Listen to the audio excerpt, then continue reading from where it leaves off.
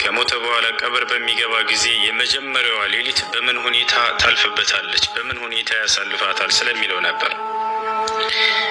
ከሞተ በኋላ እንደተነጋገርነው ልክ ቀብር ቤተሰቦቹ ቀብረውት ከተመለሱ በኋላ አምላካችን አላህ እንዲህ ሲል ይጣራዋል። ባሪያዬ ሆይ እነሆ ቤተሰቦችህ፣ ወዳጆችህ፣ አጠቃላይ ሁሉም እዚች ጠባብ ቤት ውስጥ ቀብረው ተመልሰዋል።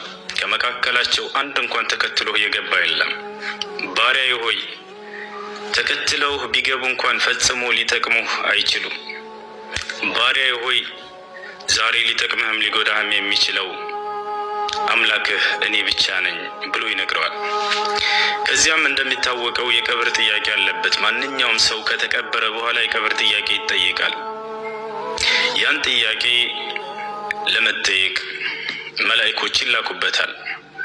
እነዚያ መላእክቶች ይላኩና ይጠይቁታል። ያን ጥያቄ ከመለሰና ነጃ ከወጣ ከዚያ በኋላ ያለው ሁሉም ገር ይሆንለታል። ያን ጥያቄ መመለስ ካልቻለና ነጃ ካልወጣ ከዚያ በኋላ ያለው የባስ እየከበደበት ይሄዳል።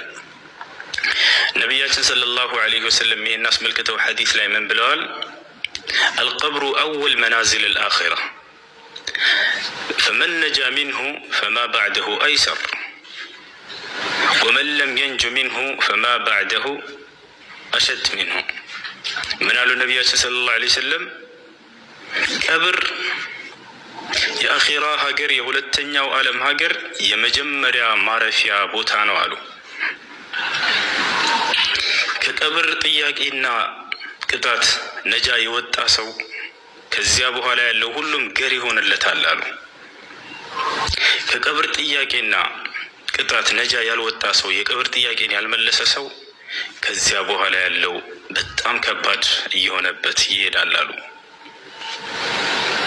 ሌላ ቦታ ላይ ሐዲስ ላይ ምን ብለዋል?